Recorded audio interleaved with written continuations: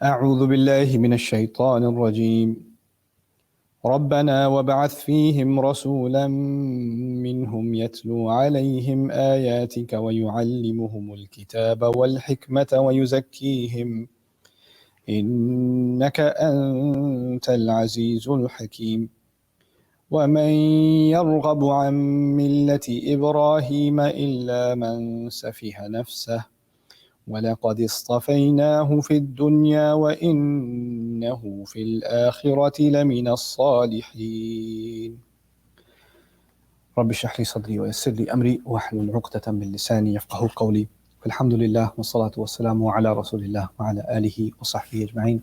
السلام علیکم ورحمۃ اللہ تعالیٰ وبرکاتہ. آج ہم نے ابراہیم علیہ السلام کی سب سے عظیم دعا کے بارے میں بات کرنی ہے، جو ان کے کریئر کے آخر میں ان کے بعد آنے والے اسلام کے بارے میں دعا ہے. دعا کا ترجمہ یہ ہوگا ربنا وابعث فیہم رسولا منہم، اور ہمارے رب ان کے درمیان ایک ایسا نبی اٹھا، ایسا رسول اٹھا جو ان میں سے ہو، یتلو علیہم آیاتک، جو آپ کی آیات ان پر پڑھے گا، ان آیات کو وہ ان کے اوپر تلاوت کرے گا، ویعلمہم الکتاب، اور ان کو کتاب سکھائے گا، والحکمت، اور انہیں حکمت سکھائے گا، ویزکیہم، اور انہیں پاک کرے گا، انک انت العزیز الحکیم، بے شک آپ ہی ہیں جو تمام عزت رکھنے والے ہیں. عزت کے معنی عربی میں اتھارٹی، اقتدار کے بھی ہوتے ہیں، اور آپ ہی حکمت والے ہیں. تو یہ دعا ہے. آپ کو یہ سمجھنے کی ضرورت ہے کہ ابراہیم علیہ السلام کے جو بیٹے ہیں وہ دونوں نبی ہیں. تو بڑے بیٹے اسماعیل نبی ہیں اور چھوٹے بیٹے اسحاق وہ بھی نبی ہیں. اور اسحاق کی اولاد میں ہر نسل میں تقریباً انبیاء آتے رہے ہیں. تو اسحاق خود نبی ہیں، اسحاق کے بیٹے یعقوب ہیں وہ بھی نبی ہیں، یعقوب کے بیٹے پھر یوسف علیہ السلام وہ بھی نبی ہیں. بعد میں کچھ انبیاء کا قرآن میں ذکر نہیں ہے، لیکن اس کے بعد موسیٰ علیہ السلام انہی نسل میں سے ہیں، وہ بھی نبی ہیں. پھر موسیٰ علیہ السلام کے ساتھ ہارون ہیں، وہ بھی نبی ہیں. پھر آگے سلسلہ چلتا جاتا ہے، سلیمان، داؤد، زکریا، یہاں تک کہ پورا سلسلہ مسلسل قفینا علی آثارہم برسولنا. قرآن نے کہا ہے کہ ہم نے ان کی تاریخ کو، ان کے آثار کو اپنے رسولوں سے ری انفورس کیا. تو ابراہیم علیہ السلام کی ایک جو نسل ہے اسحاق علیہ السلام سے، اس میں نبی پھر نبی پھر نبی پھر نبی پھر نبی آتے چلے گئے عیسیٰ علیہ السلام تک. یہ سارا سلسلہ ایک مسلسل سلسلہ چلا آتا رہا. یحییٰ علیہ السلام بھی اس میں شامل ہے. دوسری طرف ہیں اسماعیل علیہ السلام، اور ان کے ساتھ یہ کعبے کی تعمیر ہو رہی ہے. اور یہاں پر ابراہیم علیہ السلام نے یہ نہیں کہا کہ ہر نسل میں ایک نہ ایک رسول آئے، بلکہ ایک ایسا رسول جو سارے تمام رسولوں پر بھاری ہو. اور اس رسول کے بارے میں جو انہوں نے دعا کی ہے وہ اس کی 4 خصوصیات ہیں. ایک تو ان میں سے اٹھایا جائے، ربنا وابعث فیہم رسولا منہم. یہاں 2 مختلف محاورے ہیں، فیہم اور منہم. ان کو سمجھنا ضروری ہے. پہلی چیز یہ ہے کہ وہ ان کے اندر میں سے ہو. اس کا مطلب کیا ہے کہ وہ ان کے کلچر کو سمجھتا ہو، وہ ان کے ساتھ امبیڈڈ ہو، ان کو باہر سے آ کر کوئی بات نہیں بتا رہا، کوئی فوراً بات نہیں بتا رہا، اندر ہی سے ہے وہ. تو رسول کی یہ خصوصیت کہ اس کا اثر کب ہوگا؟ جب لوگ یہ نہ سمجھیں کہ یہ کون باہر سے آ کے ہمیں بتا رہا ہے. نہیں، یہ ہماری مشکلات کو جانتا ہے، ہمارے کلچر کو جانتا ہے، ہمارے ساتھ پلا بڑھا ہے، ہم ہی میں سے ہے. تو یہ پہلی چیز. پھر منہم ہے ان میں سے ہو، ان میں سے ہو. تو آپ کسی قوم کے ساتھ رہ سکتے ہیں تو وہ فیہم ہے، لیکن اب اگر اصلاً آپ اسی قوم میں سے ہیں تو وہ منہم ہے. تو من سے کیا بات سامنے آ گئی کہ کوئی اور نبی نہ لا کے انہیں دیں، انہی میں سے ہو. جیسے میں مثال دیتا ہوں، فرعون جو ہے اس کی قوم، ان پر جو رسول بھیجے گئے ہیں وہ موسیٰ علیہ السلام ہے، لیکن موسیٰ علیہ السلام ان میں ہیں، فیہم، لیکن ان میں سے نہیں ہیں. سو کان فیہم ولا منہم، وہ ان میں ہیں، یعنی ان میں ان کی پرورش ہوئی ہے، لیکن وہ ہیں بنی اسرائیل سے، وہ ان فرعون کی قوم سے نہیں ہیں. تو یہ دونوں چیزیں سامنے رکھتے ہوئے ابراہیم علیہ السلام نے کہا ہے نہ صرف یہ کہ وہ نسلاً ان میں سے ہو، بلکہ کلچرلی بھی ان میں سے ہو، ان میں امبیڈڈ ہوں. یہ دونوں چیزیں کن 2 فریزز میں آ گئیں، ایک فیہم اور ایک منہم. پھر آگے اللہ تعالیٰ نے اس رسول کے بارے میں جس دعا کا جواب ہمارے نبی ہیں صلی اللہ علیہ وسلم، پہلی بات یہ کہی ہے یتلو علیہم آیاتک، کہ وہ ان پر آپ کی آیات پڑھ کر سنائے گا. تو پڑھنے کا ذکر، اللہ تعالیٰ کی آیات کا ذکر یہاں پر آ گیا. ابراہیم علیہ السلام سمجھتے ہیں کہ اللہ تعالیٰ کی آیات وہ ایسی چیز ہیں جو اس امت کو مسلمان رکھیں گی. اور ہمارے نبی نے جو آ کر قرآن پڑھا ہے 23 سال، جو وہ اس دعا کی قبولیت ہے، یتلو علیہم کان یتلو علیہم آیات اللہ. تو ہم اس چیز کی کنٹینیویشن ہے. ہم اب بنے ایمبیسڈر، ہم اب بنے اس کی مسلسل جو تراث ہے، اس میں اگر ہم آیات نہیں پڑھ رہے تو ہم اس کا حق ادا نہیں کر رہے. ہم نے اپنی اولاد پر وہ آیات پڑھنی ہے. اب رسول تو آنے نہیں ہے، تو اب کیا رہ جائے گا؟ یہ لیگیسی رہ جائے گی. وہ کیا ہے؟ یتلو علیہم آیاتک. اور آیات لفظ بڑا عجیب لفظ ہے قرآن کا. اس پہ انشاءاللہ کبھی ایک اور پورا سیشن کریں گے کہ آیت کا مطلب کیا ہوتا ہے اور آیت کا فلسفہ کیا ہے قرآن کے اندر. لیکن ابھی میں اتنی سی بات بتا دوں کہ آیت کے معنوں میں سے ایک معنی معجزہ بھی ہے، ایک اس کا معنی معجزہ بھی ہے، اور اس کے اور معنی بھی ہیں. اور ایک معنی اس کا ہے علامت یا نشانی، یعنی وہ جب بھی آپ لوگوں پر آپ کی آیات پڑھے گا تو وہ نشانی ان کو اللہ تعالیٰ کی طرف واپس لے جائے گی. جیسے روڈ پہ کوئی نشان ہوتا ہے نا کہ یہ ہاسپٹل کا ایگزٹ یہ ہے، ہوٹل کا ایگزٹ یہ ہے، فلانی روڈ یہ ہے، تو نشان سے آپ جان دیتے ہیں ڈیسٹینیشن کیا ہے، آپ کی منزل کیا ہے، نشان سے سمجھ آ جاتا ہے. ٹھیک ہے نا؟ تو اسی طرح علامت جو ہے وہ آپ کو کنیکٹ کرتی ہے اس کی ڈیسٹینیشن سے. ان آیات کی جو اس کا اصل مقصد ہے، جو اس کی منتہا ہے، وہ ہمارا رب ہے. یتلو علیہم آیاتک ویعلمہم الکتاب، اور وہ ان کو کتاب سکھائیں گے، وہ ان کو کتاب سکھائیں گے. اب یہ ایک نیا لفظ استعمال ہو رہا ہے. آیات کے بارے میں کہا کہ وہ پڑھیں گے، کتاب کے بارے میں کہا کہ وہ سکھائیں گے. کسی کو پڑھ کے کوئی چیز سنا دینا اور کسی کو سکھانا دو الگ چیزیں ہیں. میں کیونکہ سائیکالوجی کا اسٹوڈنٹ ہوں اور ساتھ میں I want business school and marketing and all this kind of مختلف انفلوئنسز ہیں میرے ایجوکیشن میں. تو اس میں ہم ایک چیز پڑھتے ہیں انرچمنٹ مٹیریل. انرچمنٹ مٹیریل کیا ہوتا ہے کہ آپ کسی چیز سے ایکسپوز ہو جاؤ، تھوڑا سا بھی ایکسپوز ہو جاؤ تو اس کا آپ پہ اثر پڑ جاتا ہے، اس کا ایک ایفیکٹ ہوتا ہے. اب میں کہیں سے گزر رہا ہوں، کوئی مائک پہ لگا ہوا کوئی بات کر رہا ہے، میں نے پوری بات نہیں سنی، میں چلتا چلتا تھوڑی سی بات میں نے سنی، لیکن جو تھوڑی سی بات سنی ہو سکتا ہے اس کا مجھ پہ بہت اثر پڑا، اس نے میرے دل میں کوئی بات اس کی وجہ سے کھٹک گئی، رائٹ؟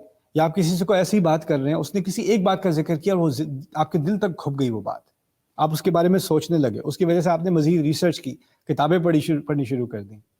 کافی سارے لوگ ہیں جن کا پورا کریئر جو ہوتا ہے نا وہ کس سے ہوتا ہے کہ بچہ ہے، وہ ابا اس کو، اس کے فادر یا مدر اس کو میوزیم لے کے گئے، میوزیم میں اس نے ایک ڈسپلے دیکھا فلائٹس کا یا پائلٹس کا یا ایئرپلینس کا، اس کے دماغ میں آئے یہ تو بڑی زبردست چیز ہے، بڑا ہوا تو وہ پائلٹ بن گیا، رائٹ؟ تو ایک انسپریشن ہو جاتی ہے کسی چیز کے ایکسپوز ہونے سے. یتلو علیہم آیاتک میں اس طرح کا کچھ انفلوئنس ہے.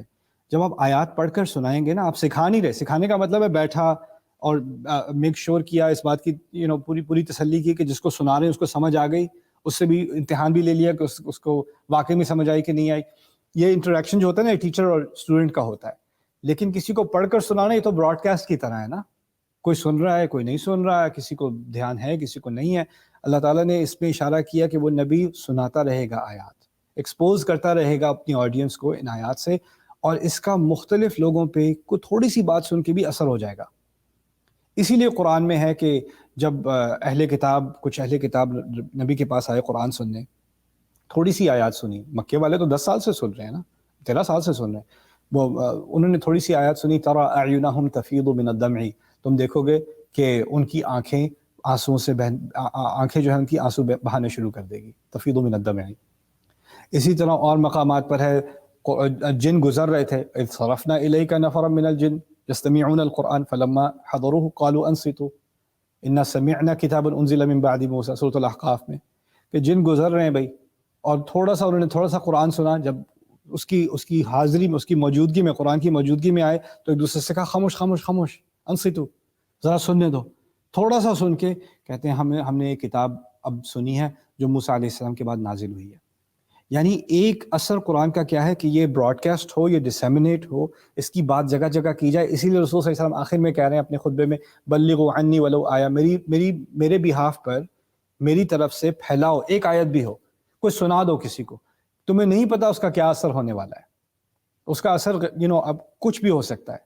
اور وہ جو سننے والے ہیں وہ کوئی طالب علم نہیں بیٹھے ہوئے، اسٹوڈنٹس نہیں بیٹھے ہوئے، سیریس نہیں بیٹھے ہوئے، ہو سکتا ہے وہ کسی اور چیز میں مشغول ہوں، بس ان کو سننے میں آ گئی تھوڑی سی بات. اور کئی واقعات ہیں سیرت کے اندر کہ لوگوں نے تھوڑا سا بھی قرآن سنا اور وہ مسلمان ہو گئے. یہ کس چیز کا اثر ہے؟ یتلو علیہم آیاتہ.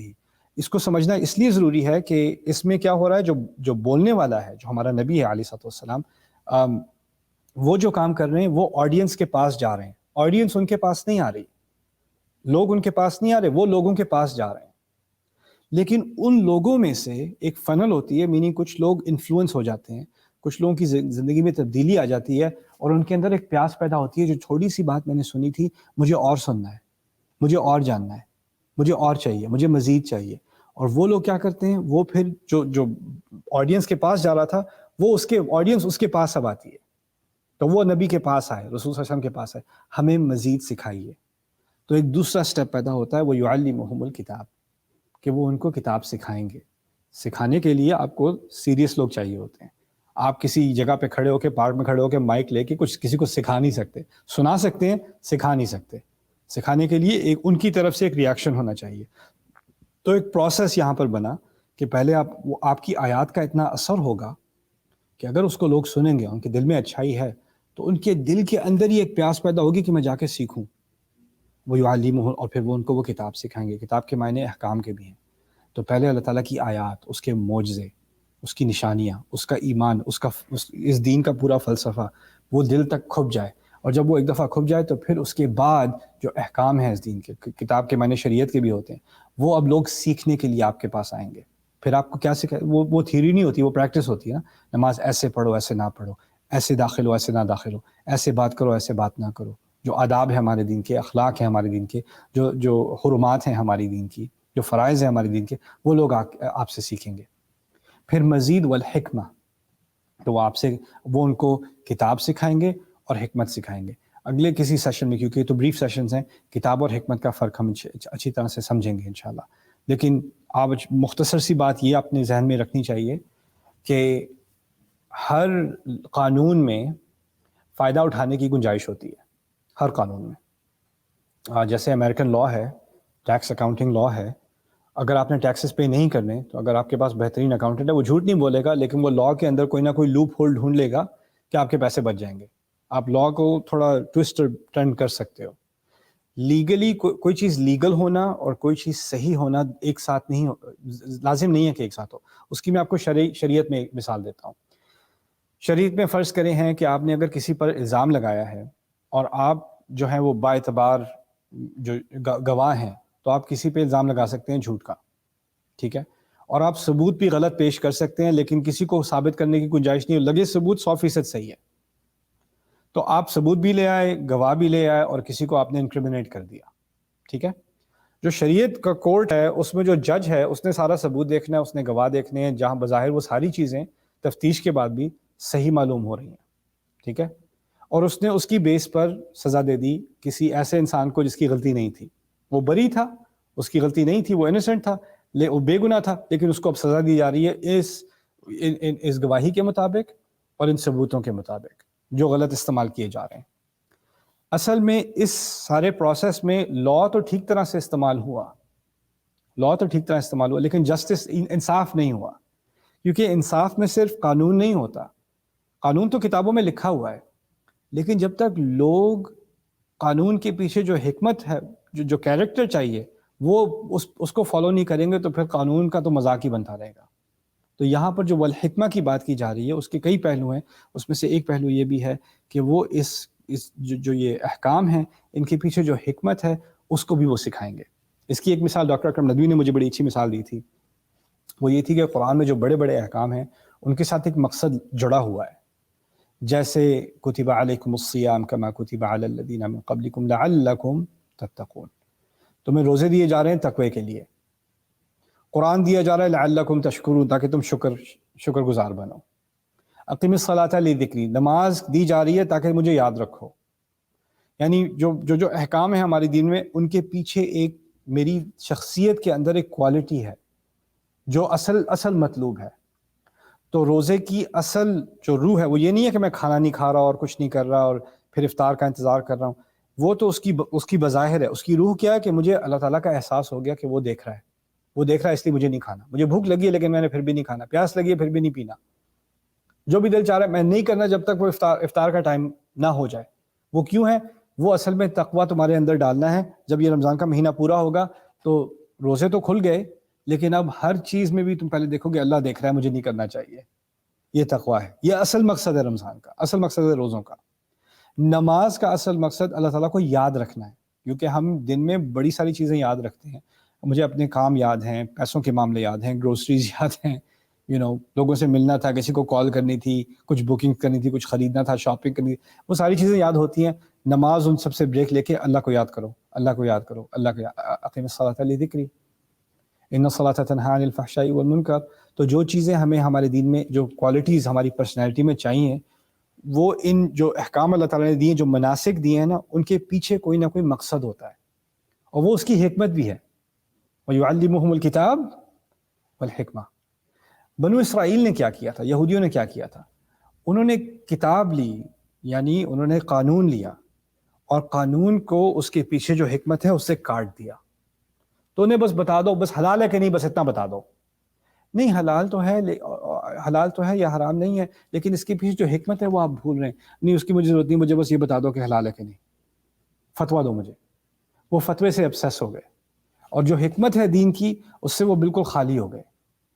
تو یہ جو اللہ تعالیٰ نے ہمیں دیا نا، اسی لیے جو عیسیٰ علیہ السلام کو جو وحی دی گئی تھی اس کو حکمت بھی کہا جاتا ہے. وَيُعَلِّمُهُ الْكِتَابَ وَالْحِکْمَةَ وَالتَّوْرَاةَ وَالْإِنجِیلَ. تورات میں صرف احکام رہ گئے، اور پھر حکمت جو ہے وہ انجیل میں نازل ہوئی. تو اسی طرح ہمارے دین میں اب ان کو ایسی کتاب ملے گی، اس آخری نبی کو ایسی کتاب ملے گی جس میں قانون بھی ہوگا اور اس قانون کے ساتھ جڑی ہوئی حکمت بھی ہوگی. آپ دونوں کو الگ نہیں کر سکو گے. لیکن اگر الگ ہوئی ہماری سوسائٹی میں، ہمارے کلچر میں، اگر قانون اور اس کی حکمت الگ الگ ہوئے، وہ صرف اس لیے ہوئے کہ ہم خود قرآن سے الگ ہو گئے. اگر قرآن سے جڑے ہو گئے تو وہ دو چیزیں الگ کرنا بالکل ناممکن ہو جاتا ہے. تو اسی لیے قرآن کے جب آپ احکام پڑھیں گے نا، کسی بھی چیز کے بارے میں، وراثت کے بارے میں، طلاق کے بارے میں، یا کھانے پینے کے بارے میں، کسی بھی معاملے میں حلال حرام کی جو بات ہو رہی ہے قرآن میں، وہ اس کا اسلوب، اس کا سٹائل اور فقہ کی کتابوں کا سٹائل بالکل اور چیز ہے. یہاں پر قانون کی بات ہو رہی ہے، اور ساتھ میں حکمت بھی، اس کے ساتھ جو حکمت جڑی ہوئی ہے، جو ایمانیات جڑی ہوئی ہیں، وہ ساتھ میں آتی ہیں. اس کو آپ سیپریٹ نہیں کر سکتے، لیکن کلچر میں سیپریٹ ہو جاتی ہیں وہ چیزیں. تو وہ یعلمہ الکتاب والحکمہ. اور پھر آخر میں ابراہیم علیہ السلام نے کہا ویزکیہم، اور وہ ان کو پاک کریں گے، وہ ان کو پاک کریں گے. پاک کرنے سے بات تو گہری ہے، لیکن دو چیزیں سمجھ لیں کم از کم اس سیشن میں، 2-3 منٹ میں بہت آسان سی بات ہو جائے گی. پاک کرنے کا تعلق ایک میرے عقل سے ہے اور ایک میرے دل سے. ایک عقل سے، ایک دل سے. دل پاک ہو جائے، عقل صاف ہو جائے. دل کا پاک ہونا کیا ہوتا ہے کہ میرے دل میں لالچ ہے، میرے دل میں غصہ ہے، میرے دل میں جیلسی ہے، حسد ہے، میرے دل میں غفلت ہے، میرے دل میں سستی ہے، میرے دل میں بہت ساری نیگیٹو کوالٹیز ہیں. اس کلام کے ذریعے وہ جو میرے اندر کوالٹیز ہیں نا، یا میرے اندر مجھے اپنی زبان پہ کنٹرول نہیں ہے، میرے اندر جو ہے وہ صبر نہیں پایا جاتا، وہ چیزیں جو میرے اندر کم ہیں نا، وہ گندگیاں جو ہیں میرے اندر، وہ پاک ہونی شروع ہو جائیں گی. مجھے احساس ہونا شروع ہو جائے گا بات کیسے کی جاتی ہے کسی سے، رحم کیسے کرتے ہیں کسی سے، صبر کیسے کرتے ہیں، سچ کیسے بولتے ہیں. ڈرپوک ہونا چھوڑ دوں گا میں، مجھے ہمت آ جائے کہ میں سچ بات کہہ دوں. تو یہ چیزیں ہیں. پہلا ایلیمنٹ پاکیزگی کا، جو اندر سے پاک ہوتا چلا گیا، وہ اللہ تعالیٰ سے قریب ہوتا چلا گیا، اور اس کے اندر جو کمزوریاں ہیں وہ بھی، اس کو گندگیاں سمجھ لیں ایک طرح سے، وہ پاک ہو رہی ہیں آہستہ آہستہ آہستہ آہستہ. دوسری طرف ہے میری سوچ.